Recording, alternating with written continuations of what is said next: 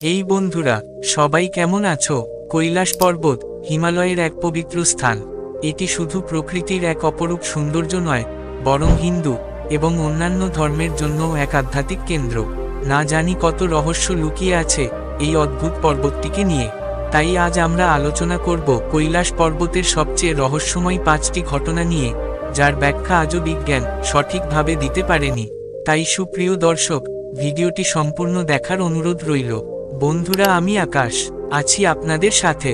Number 1, Kailash পর্বতে চড়তে না পারার রহস্য। বন্ধুরা, আপনারা এটা জানলে অবাক হয়ে যাবেন যে আজ পর্যন্ত কেউই এই পর্বতের চূড়ায় উঠতে পারেনি। তার মানে এই না যে কেউ এখানে ওঠার চেষ্টা করেনি। অনেকেই এখানে যাওয়ার চেষ্টা করেছেন, তবে তারা বারবার ব্যর্থই হয়েছেন। হিন্দু পুরাণ অনুযায়ী এটি মহাদেব শিবের আবাস। এর শিখরে ওঠা মানে মহাদেবের পবিত্রতা লঙ্ঘন করা। তবে বন্ধুরা, কৈলাসের শিখরে উঠতে না পারার পেছনে শুধু ধর্মীয় কারণ নয়, বরং অদ্ভুত কিছু ঘটনাও রয়েছে। বন্ধুরা, একবার কিছু রাশিয়ান পর্বতারোহী গোপনে কৈলাস পর্বতে ওঠার চেষ্টা করে, কিন্তু তারা কোনো কারণবশত সেখানে পৌঁছাতে পারেনি।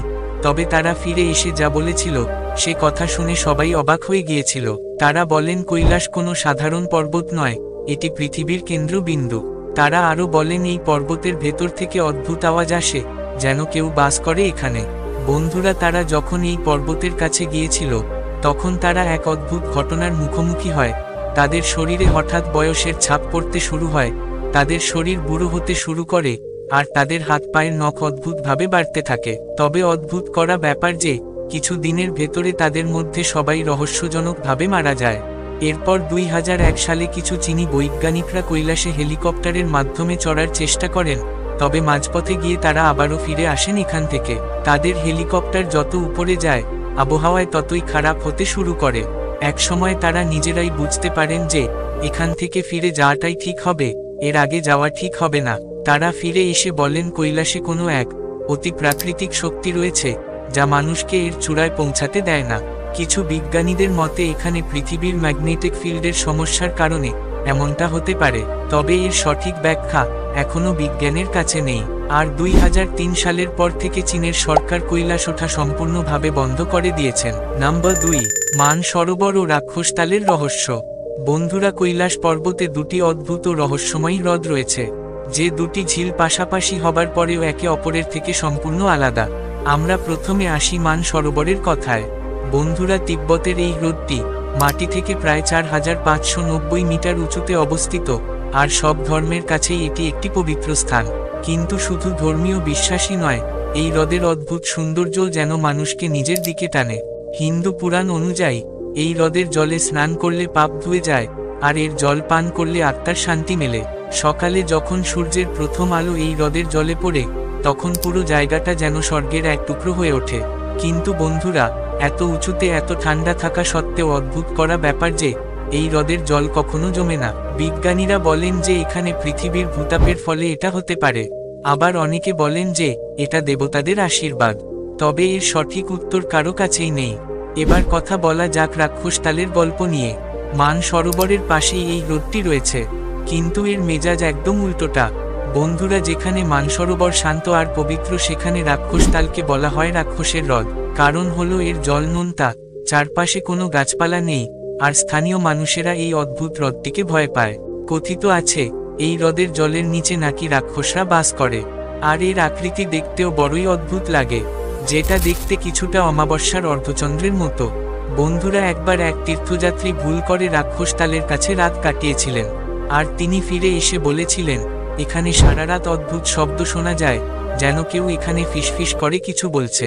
বন্ধুরা, এই হ্রদে কোনো মাছ নেই, কোনো জীবজন্তু নেই। বিজ্ঞানীরা বলে এটা নোনা জল আর অক্সিজেনের অভাবের জন্য এমন। তবে সবচেয়ে অদ্ভুত ব্যাপার হলো এটা যে মানসরোবর আর রাক্ষসতাল মাত্র কয়েক কিলোমিটার দূরে, আর এদের মধ্যে একটা ছোট্ট জলযোগ চ্যানেলও আছে। কিন্তু মানসরোবরের মিষ্টি জল কখনো রাক্ষসতালের জলের সাথে মেশে না। রাক্ষসতালের জল সবসময় আলাদাই থাকে, আর এমনটা কেন হয় তা কেউ জানে না। 2021 সালে স্যাটেলাইটের একটি ছবিতে দেখা গেছে যে এই হ্রদ দুটির মাঝে একটি অদৃশ্য লাইন আছে, যেন কেউ ইচ্ছে করে এদের আলাদা করে দিয়েছে। বিজ্ঞানীরা বলেন এই দুই হ্রদের পার্থক্যটা এদের ভৌগোলিক কারণেও হতে পারে, তবে এর সঠিক ব্যাখ্যা আজও কারো কাছেই নেই। নাম্বার 3, কৈলাসের থেকে ভেসে আসা রহস্যময় শব্দ। বন্ধুরা, আমাদের তৃতীয় রহস্য হলো কৈলাস থেকে আসা অদ্ভুত শব্দ। বহু তীর্থযাত্রী ও গবেষক জানিয়েছেন যে তারা এখানে একটা শব্দ শুনেছেন, যেটি শুনতে কিছুটা ওমের মতো লাগে। আবার কেউ বলেন এটি শিবের ডমরুর শব্দ। কিন্তু অদ্ভুত বিষয় এটাই যে এই শব্দটি কেবল কানে শোনা যায়, তবে কোনো মেশিনের রেকর্ড করা সম্ভব নয়। এই আওয়াজটি কখনো রাতে আবার কখনো দিনের বেলাতেও শোনা যায় এখানে গেলে।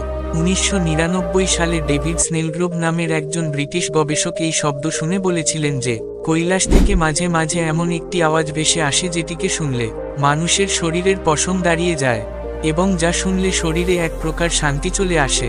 2015 সালে একটি রাশিয়ান দল এই শব্দ রেকর্ড করার জন্য অত্যাধুনিক যন্ত্র নিয়ে কৈলাসে যায়।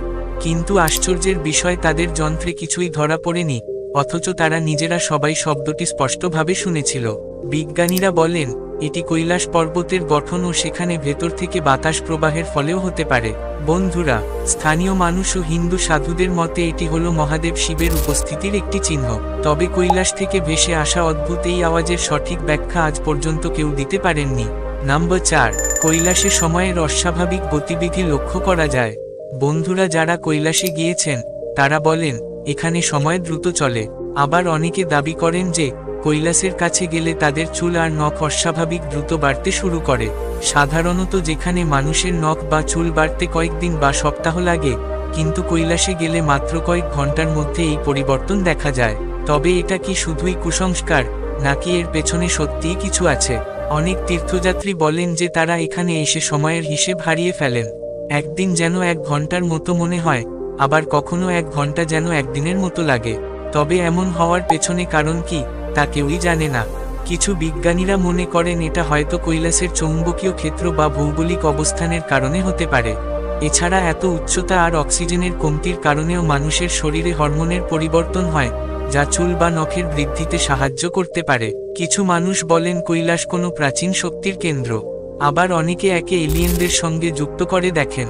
তবে কৈলাসে কেন সময়ের এমন অদ্ভুত আচরণ দেখা যায় তা বিজ্ঞানও আজও ঠিকভাবে জানে না। নাম্বার 5, অদ্ভুত হিম মানবের রহস্য। বন্ধুরা, কৈলাসের বুকে হাজার হাজার বছর ধরে লুকিয়ে আছে এক অদ্ভুত প্রাণীর কথা। স্থানীয় মানুষেরা এই প্রাণীটিকে গেটি বা মিগো বলে ডাকে। অনেকেই বলেছেন তারা দূর থেকে বিশাল লোমশ, মানুষের মতো দেখতে কোনো কিছুকে পাহাড়ের ঢালে চলাফেরা করতে দেখেছে, কিন্তু ক্যামেরায় তুলতে গেলে সেটি হঠাৎ অদৃশ্য হয়ে যায়। 1925 সালে ব্রিটিশ অভিযাত্রী ফ্র্যাঙ্ক স্মিথ কৈলাস অভিযানে গিয়ে প্রথমবার এমন এক বিশাল আকার পায়ের ছাপ দেখেন যা কোনো মানুষের ছিল না।